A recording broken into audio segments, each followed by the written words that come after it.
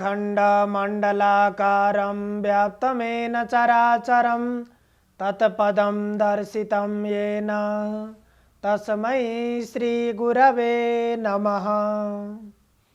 समादरणीय सम्पूर्ण दर्शकवृन्द, प्रातःकालीन हार्दिक अभिवादन। इमेज च्यानल को शुभ बिहानी कार्यक्रम मार्फत हामी समुपस्थित भइसकेका छौं। विविध शास्त्रीय विषयहरूको चर्चा परिचर्चा गर्दै आइरहेको यो कार्यक्रमको आजको विषय रहेको छ हाम्रा इच्छाहरू कसरी पूरा हुन्छन्। मानिसले तब मात्र आफ्नो जीवनलाई सहज भएको, जीवनको लक्ष्य भेटेको महसुस गर्छन् जब आफ्ना आकांक्षाहरू पूरा हुन्छन्। मानव मात्र नभएर जति पनि यो सम्पूर्ण चराचर जगत छ, यो जगतमा भएका सबै प्राणीहरूले आफ्नो इच्छा पूरा गर्न खोजेका हुन्छन्। जति बेला आफ्नो इच्छा पूरा हुन्छ त्यति बेला उनीहरू अत्यन्त प्रसन्न हुन्छन्। खास वास्तविक रूपमा खुसी कति बेला हुन्छन्? हामीले खोजेको पूरा भयो भने, जे चिज चाहेको छ त्यो चाहना पूरा हुँदाखेरि मानिसहरू खुसी हुन्छन्। हाम्रो पनि मनमा धेरै त्यस्ता आकांक्षाहरू उत्पन्न हुन्छन्। यस्तो भए हुन्थ्यो, यस्तो किन भएन। अब हामी ती आकांक्षाहरू, हाम्रा चिन्तनहरू पूरा भयो भने खुसी, ती चिन्तनहरू पूरा भएनन् भने हामी एकदमै दुखी। हामीले सोचेका कुराहरू, म यस्तो बन्छु, मैले यस्तो गर्छु, यो काम गरिसकेपछि मैले त्यो चिज प्राप्त गर्छु, ती विचारहरू मनमा यति धेरै जन्मिन्छन् अनि तिनै विचारको कारणले मानिसलाई खुसी पनि तिनैले बनाउँछ, दुखी पनि तिनैले बनाउँछ। अब त्यो हाम्रा चाहना कसरी पूरा हुन्छन्? जबकि हामीले आफूमा उत्पन्न गर्ने ती चाहनाहरू, हाम्रा सोचहरू, हाम्रा ती मनबाट जन्मेका विषयहरू, ती कुनै पनि विषयमा हामी यथार्थ बोध गरेर ती सत विषयको मात्रै हामीले चिन्तन गर्यौं भने हामीले आफ्नो आकांक्षा भेट्न सक्छौं।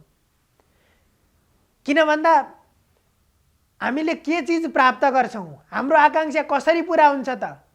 यम यम चिन्तयते कामम तम तम प्राप्नोति निश्चितम। जे कुराको हामीले चाहना गर्छौं त्यो चिज, त्यही चिज हामीले प्राप्त गर्छौं।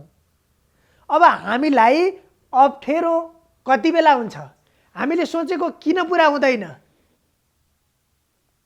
भन्ने प्रश्न पनि त मनमा उठ्छ। मैले यस्तो सोचेको थिएँ, त्यो चिज पूरा किन भएन?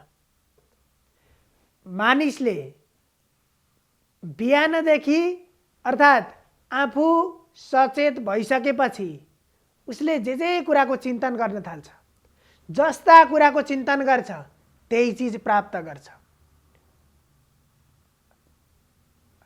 भगवानले त के भन्नुभयो? तिमीले जे कुराको चिन्तन गर्छौ, जे कुरा चाहन्छौ, जे कुरा तिमीले सोचिरहन्छौ त्यो चिज तिमीले प्राप्त गर्छौ। अब हामीले कस्ता विषयको चिन्तन गर्छौं? हाम्रो घर परिवार कस्तो छ, हाम्रो छरछिमेक, हाम्रा साथीहरू कस्ता छन्, हाम्रो संगत के कस्ता विषयवस्तुहरूसँग हुन्छ, अनि तिनैसँग सम्बन्धित विषय हामीले सोचेका हुन्छौं, चिन्तन गरेका हुन्छौं।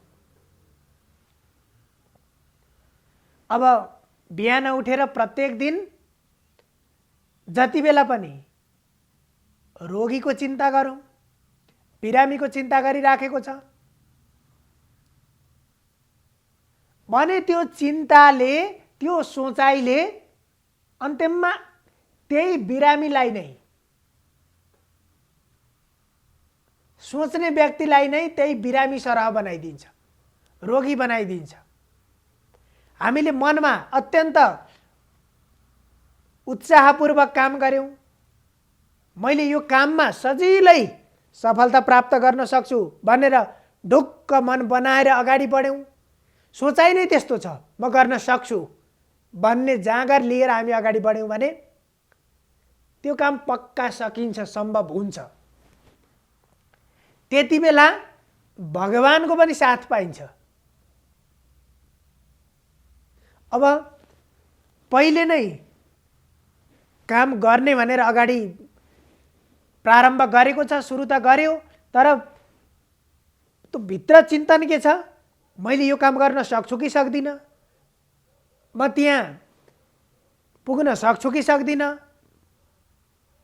अब त्यस्तो छ चिन्तन। जति पनि हेरेको छ कसलाई त्यो असफल भएका छन्,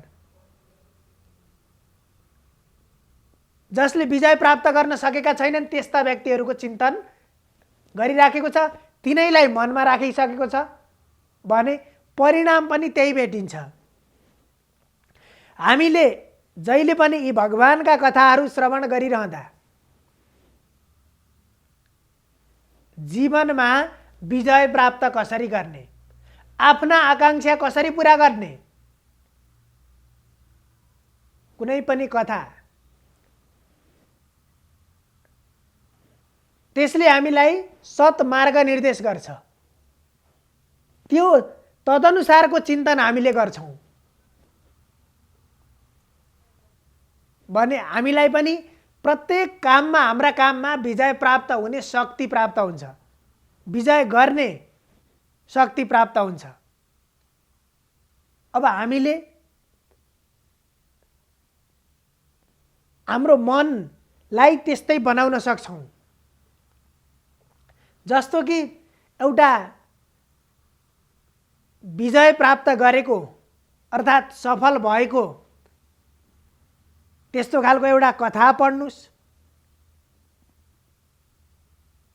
अनि त्यसले त्यो पढिसक्दाखेरि तपाईलाई पनि मैले विजय प्राप्त गरेँ भन्ने चिज तपाईलाई त्यसले दिन्छ, एउटा उत्साह त्यसले दिन्छ। अनि त्यो जाँगरका साथ तपाईले काम गर्नुहुन्छ, तपाई सफल हुनुहुन्छ, तपाईको आकांक्षा पूरा हुन्छ। भयंकर ठुलो युद्ध भएको, त्यो युद्धमा पराजित भएको, अनि त्यस्ता खालका चलचित्रहरू, त्यस्ता खालका कथाहरू हामीले चिन्तन गर्छौं, त्यस्तै पढ्छौं, जुन कथामा, जुन चलचित्रमा कहिल्यै पनि जितेको छैन, हारेको मात्रै छ। त्यस्ता कथा हामीले पढ्छौं, त्यस्ता कथा हामीले हेर्छौं भने तिनले पनि के गराउँछन्, हामीलाई हार बनाइदिन्छन्। हामीले भगवानका कथा सुन्ने अनि राक्षसहरूका कथा किन सुन्दैनौं? भगवानको पूजा गर्छौं, राक्षसहरूको पूजा किन गर्दैनौं?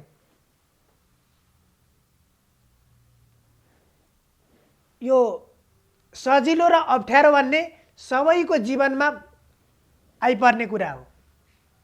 त्यो भगवानको जीवनमा पनि आउँछ, सामान्य मान्छेको जीवनमा पनि आउँछ। भगवान कसलाई भनेको हो? भगवान श्रीकृष्णले पनि जन्म लिनुभयो।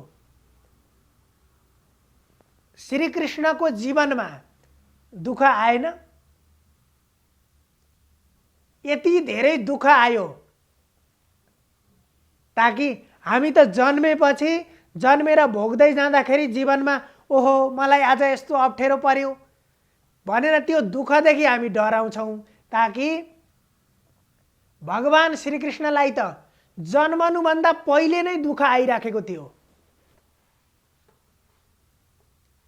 आमाको पेटमा रहँदा नै, आमाको गर्भमा रहँदा नै भगवान श्रीकृष्णलाई मार्नको लागि कंसले तयार भएर सेनाहरूलाई तयार पारेर राखेको थियो। भगवानको जीवनमा दुःख आएन?